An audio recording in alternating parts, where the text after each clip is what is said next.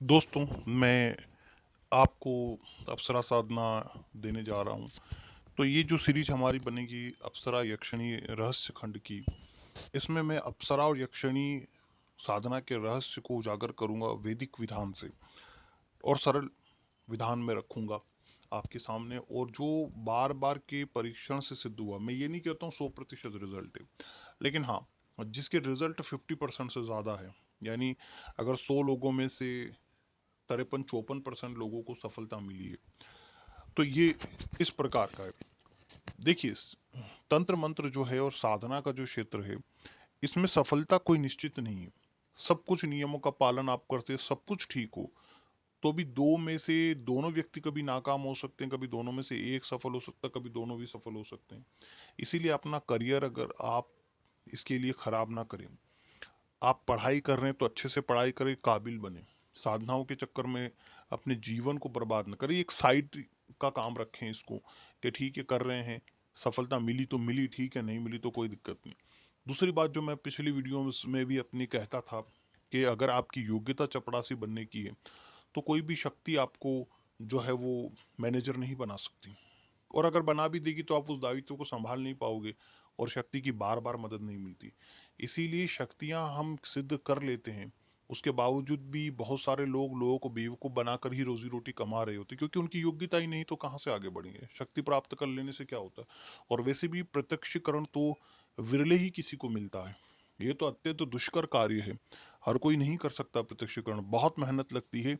लोगों के को सालों हो जाते हैं, 20-20, 25-25 साल किसी एक शक्ति के पीछे लोग भागते हैं, तब जाकर सफलता मिलती है। इतना आसान नहीं होता प्रत्यक्षीकरण प्राप्त कर लेना। अनुभव हर किसी को हो जाते हैं। जब आप साधना के क्षेत्र में कदम रखना चाहते हैं, तो गुरु का महत्व है, बहुत महत्व है, और गुरु मंत्र का बहुत महत्व है। दीक्षा आप किसी से भी ले, जिससे आपने दीक्षा प्राप्त की है, वह सिर्फ वही आपका गुरु नहीं है। अगर आप एक छोटी सी साधना भी किसी का लिखा हुआ पढ़ रहे हैं, तो वह आपका गुरु है, वह भी आपका गुरु है। किसी के यूट्यूब चैनल से आप साधना को देख रहे हैं, तो वह भी आपका गुरु है। ठीक है, लेकिन अगर आपने किसी चैनल से उठाई साधना और अपने चैनल पर डाल दी, तो अब आपके चैनल से कितने ही लोगों ने साधना देखी, वो सफल नहीं होंगे, क्योंकि वो गुरु नहीं है। वो अगर आप मुसीबत में पड़ जाएंगे तो आपको नहीं निकाल सकता। मेरे चैनल पर ये है रहस्यमय कहानियां, चैनल पर जो है ये आ, साधना अपलोड होगी, और इस साधना के लिए बहुत कुछ आवश्यक है आपको। देखिए, गुरु कृपा प्राप्त करना भी जरूरी होता है। ठीक है, साधना में सफलता तो यूं गुरु के बिना मिल सकती है, लेकिन जोखिम होता है। क्योंकि मैंने अपने जीवन में कुछ अनुभव किए, इसीलिए मैंने अपने पिछले सारे वीडियो हटा दी, क्योंकि कुछ अनुभव ऐसे हुए। पहले मैं भी इस बात का कायल था कि गुरु की आवश्यकता, दीक्षा की आवश्यकता उतनी दिन नहीं है, लेकिन दीक्षा के नाम पर जो लूट लूट मची हुई है, बहुत सारे लोग बहुत ज़्यादा धन लोगों का ऐंठ लेते हैं, तो वो भी ठीक नहीं। बेचारा कोई अपने खेत बेच करके गुरु को पालेगा, वो भी उचित नहीं है। हाँ, लेकिन कुछ न कुछ दान दक्षिणा अपने गुरु को अवश्य करते रहना चाहिए। तो किस्सा इस तरह से हुआ कि कुछ मेरे शिष्यों को सफलता मिली, यूट्यूब चैनल देख करके भी मिली, और कुछ पत्राचार के माध्यम से साधनाएं मुझसे प्राप्त की। तो कुछ ऐसे लोग हुए जो असफल हुए, कुछ का बहुत भारी नुकसान भी हुआ, इक्का दुक्का का। ठीक है, एक का घर ही बिक गया, और शक्तियों ने उसके मुंह पर ही बोल दिया कि तेरी माता जी बच सकती थी, किंतु गुरु गुरु अनादर तुझे बहुत महंगा पड़ गया। तो हुआ है नुकसान। तो एक किस्सा जो है वो बहुत महत्वपूर्ण है, जो घटा है कि मैंने किसी को काल रात्रि साधना दी थी। तो माता काल रात्रि की साधना जब मैंने किसी को दी, तो उसने, मैं नहीं कहता हूँ 1-2 दिन में, 3 वर्ष की कड़ी मेहनत, बल्कि 3 वर्ष से ज़्यादा लगे हैं, लेकिन 4 वर्ष से कम का समय उनको लगा, कड़ी मेहनत लड़के ने की, सफलता हो गई। प्रश्नोत्तर उसे मिलना शुरू हो गए थे, आभास हो जाता था, और बहुत कुछ मैं बता नहीं सकता हूँ, गुप्त होती चीज़ें, क्योंकि साधना सिद्धि को गुप्त रखना बहुत ज़रूरी होता है। बहुत ही अनिवार्य चीज़ है ये, करना चाहिए, और नहीं करने पर दंड भी भुगतना पड़ सकता है। तो ये चीज़ है। तो अचानक से उनका मामला बिगड़ने लगा। उनकी, वह व्यक्ति स्वयं मुझे बताता है कि मेरे मन में बार बार ख्याल आता था। ठीक है, क्योंकि जब वो ये कार्य करते, क्योंकि उनकी चेतना खुल गई थी, तो अब किसी किस को सफलता मिल जाती, प्रत्यक्षीकरण हो जाता, लेकिन चेतना नहीं खुलती तो उनको कभी ख्याल गुरु का नहीं आएगा। लेकिन शायद शक्ति उसको बचाना चाह रही थी, तो वह कहता है कि मैंने आपकी सेवा नहीं की। और जब मैंने पूछा तो मैंने तो अपनी शक्तियां त्याग दी थी, तो मैं देख तो नहीं पाता था कि क्या हो रहा है क्या नहीं हो रहा है। मुझे भी स्वप्न आया और यही पता चला कि गुरु को ध्यान में न रखने की वजह से ही उसकी साधना सिद्धि चली गई। दोबारा उसने सफलता प्राप्त की, वो नहीं हो पाया। तो ऐसा होता भी है। इसीलिए मैं नए सिरे से जैसा शक्तियों का निर्देश है मुझे, वैसे ही मैं जो है साधनाएं दे रहा हूँ। तो विशेष गुरु मंत्र को ग्रहण करना भी अनिवार्य है, उसका भी आपको जाप करना चाहिए। इसके अलावा नेगेटिविटी को हटाना बहुत ज़रूरी है। हो सकता है आपके घर परिवार में से कोई टोना टोटका करता हो, किसी के कहने पर उन्होंने कर दिया हो, किसी ऐसे व्यक्ति से उसका संबंध हो, किसी ने अभिचार कर्म कर दिए हो, या वैसे ही बुरी शक्तियाँ आसपास हो। तो इन सबसे शुद्ध होना भी बहुत जरूरी होता है। संयम खुद पर रखना अनिवार्य होता है। पूर्ण ब्रह्मचर्य का पालन बहुत जरूरी होता है। रात्रि में सोते समय वीर्य अपने आप निकल जाए तो कोई उससे कोई ऐसा फर्क नहीं पड़ता। नहा धोकर आप साधना कर सकते हैं, उससे कोई बात नहीं बिगड़ती है। लेकिन अप्राकृतिक मैथुन करना, औरतों के बारे में बुरा सोचना, व्यभिचार कर्म करना, वेश्यागामी होना, गर्लफ्रेंड को घुमाना फिरने की कोशिश, वो मेंटेन करके आप रखें। आपकी गर्लफ्रेंड है तो रिश्ता, लेकिन अश्लीलता से दूर रहें। दूसरे धर्म के प्रति और पड़ोसियों के प्रति, लोगों के प्रति अनादर का भाव रखना, अहंकार रखना, दुष्टता रखना, और ये सारी चीज़ें, अपवित्र रहना, व्यसन करना, चाहे वो शराब पीना हो, बियर पीना हो, बीड़ी बीड़ी सिगरेट तंबाकू ड्रग्स, इन सब चीज़ों को करना, और अत्यधिक बोलना, चिल्लाकर बोलना, और सेवकों इत्यादि पर कहते हैं ना वो गुस्सा होना, और विश्वास न होना,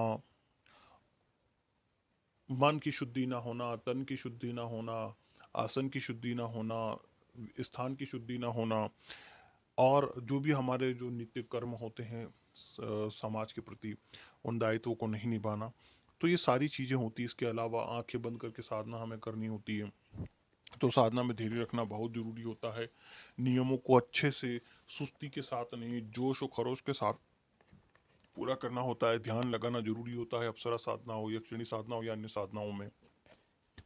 सुख की स्थिति में रहना, कि ये है कि लगातार खुजली कर रहे हैं, कुछ भी कर रहे हैं, कभी इधर कभी उधर, ये आपकी एकाग्रता को भंग करता है।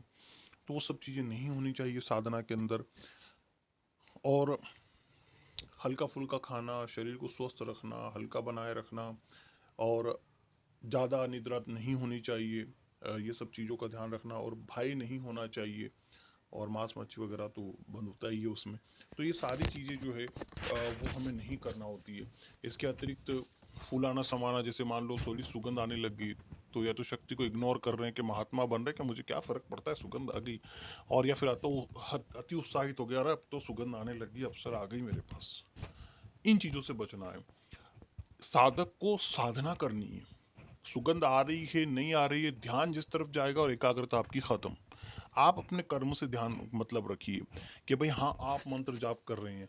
मंत्र जाप का जब तक आपका समय पूरा नहीं हो जाता, क्या हो रहा है क्या नहीं हो रहा है इससे आपको मतलब नहीं। बिच्छू आ गया, ये आ गया, पहले से अपने स्थान को वैसा आप कीजिए कि आपको कोई डर नहीं हो कि यहाँ से जानवर वगैरह आ गए। जान हथेली पर लेकर ही साधना करनी होती है, और जितनी आपकी योग्यता शक्ति उतनी ही सहायता करेगी, इसलिए योग्यता बढ़ानी होगी।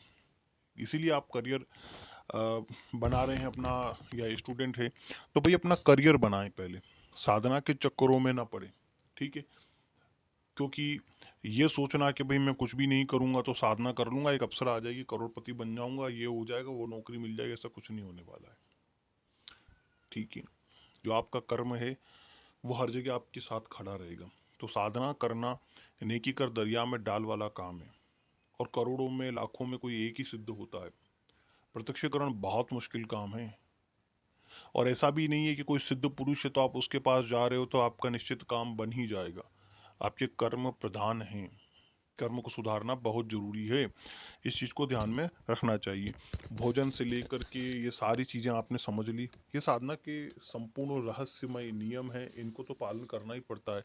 इसके अलावा उच्चारण की शुद्धि, जाप का सही तरीका, और काम भावना पर नियंत्रण इत्यादि सारे नियमों का हमें पालन करना चाहिए।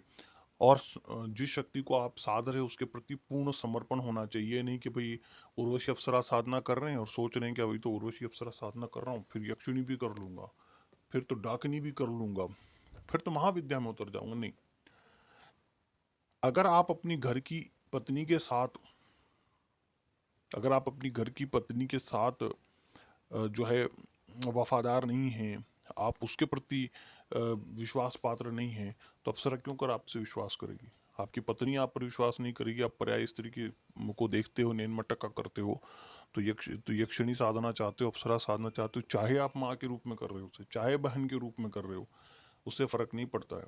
और आप देख रहे हो पराई स्त्री को, तो वो क्यों नहीं बुरा मानेगी? याद रखिए, प्रेमी का रूप का कोई मतलब नहीं होता है। और बहुत सारे लोग ये सोचते हैं कि प्रेमी का रूप में कर लेंगे तो कोई हम उसके साथ संभोग भी कर पाएंगे, तो नहीं कर पाएंगे। मिलो की कोई दिक्कत नहीं, बैठेगी आपके पास, सब कुछ छू भी नहीं पाओगे। तो संभोग तो उसी समय होगा जब आप उसको पत्नी रूप में करोगे। और ये जो शक्तियां होती है, आपकी 10 साल पुराने विचार को भी पढ़ सकती है। अगर आपके दिमाग में वो है तो उसी के अनुरूप आपके साथ व्यवहार करेगी। मान लीजिए आपने कभी विचार रखा कि नहीं, मैं तो पत्नी रूप में रखूंगा अप्सरा को और उससे पत्नी रूप में ही रहना है। अब आप सर पीटते रहिए, 1 लाख साल साधना कर लो, आप में तप शक्ति है, आपके लिए कोई शक्ति खड़ी है उसको लाने के लिए, जबरदस्ती तो आ जाएगी। वरना तो कितनी कोशिश कर लो नहीं आएगी, वो आएगी पत्नी रूप में ही। तो चाहे आप पत्नी रूप में करें, चाहे किसी भी रूप में करें, देखिए, शक्ति चाहे कर्ण पिचाशनी हो, शक्ति चाहे डाकिनी हो, शक्ति चाहे अप्सरा हो, शक्ति चाहे यक्षिणी हो, अगर आप में दम है तो सब आपके साथ शराफत से रहेंगी। आपके अंदर दम है ना, तो सब आपके साथ शराफत से रहेगी। अगर आप में ही क्षमता नहीं है तो एक मामूली सी भूतनी भी आपको डराएगी धमकाएगी। ये सत्य कह रहा हूं मैं, क्योंकि मैं ऐसे साधकों को जानता हूँ। उनके अंदर दम है, तप शक्ति है। वो वो जो ये कर्ण पिचाशनी इत्यादि शक्तियां होती हैं, इनको ऐसे पीटते हैं ना, मैंने स्वयं देखा है, मैंने खुद भी पीटा है। दूसरों की बात छोड़ो, मैंने खुद भी पीटा है। पिचाशिक शक्तियों को ऐसे पीटते हैं जैसे बगल का कोई छोरा हो, उसे पीट दिया हो।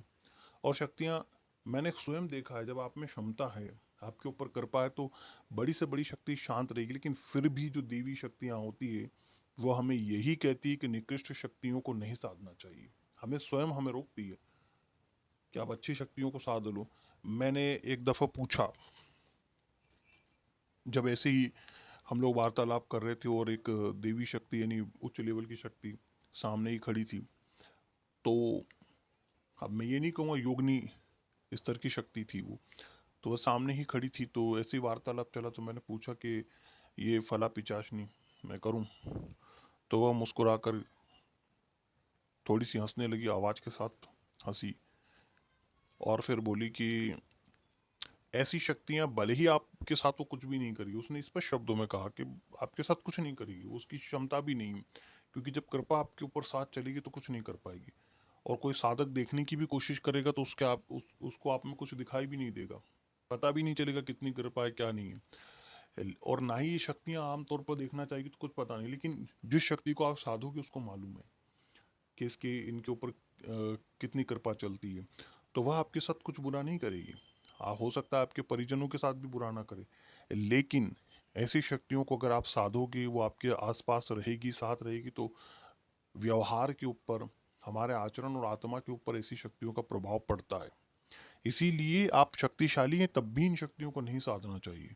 और ऐसे साधक मैंने देखे हैं, एक या दो, एक गंभीर रूप से, जबकि वो बहुत उच्च लेवल के साधक थे, और ये समझ लीजिए बहुत शक्ति और पवित्र शक्तियां उनके साथ थी, उसके बावजूद भी एक समय ऐसा आया कि उस शक्ति के माया जाल में वो ऐसा फंसे, पैशाचिक शक्ति के माया जाल में, कि वो अपना सब कुछ भूल गए, सब कुछ खत्म हो गया। और एक साधक समय रहते वो संभल गए, पीछे हट गए, उस चीज से तो बच गए।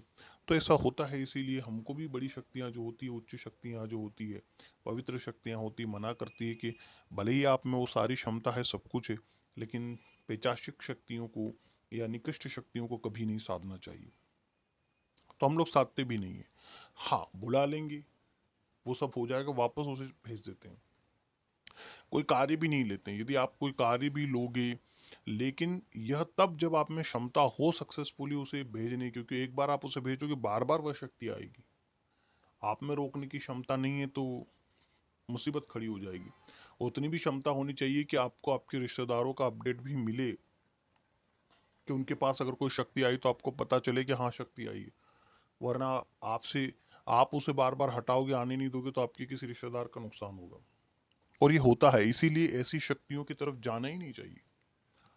तो आज के इस वीडियो को मैं यहीं ख़त्म करता हूँ, और आगे मैं साधना के अन्य नियमों की तरफ लेके चलूँगा आप लोगों को, और कुछ और गुप्त रहस्य बताऊँगा। उसके बाद हम मतलब जैसे जैसे मैं साधना दूंगा तो हर साधना में मैं इसी तरह से गुप्त रहस्यों के विषय में बात करता चला जाऊंगा। तो इसी के साथ मैं विदा लेता हूँ। धन्यवाद।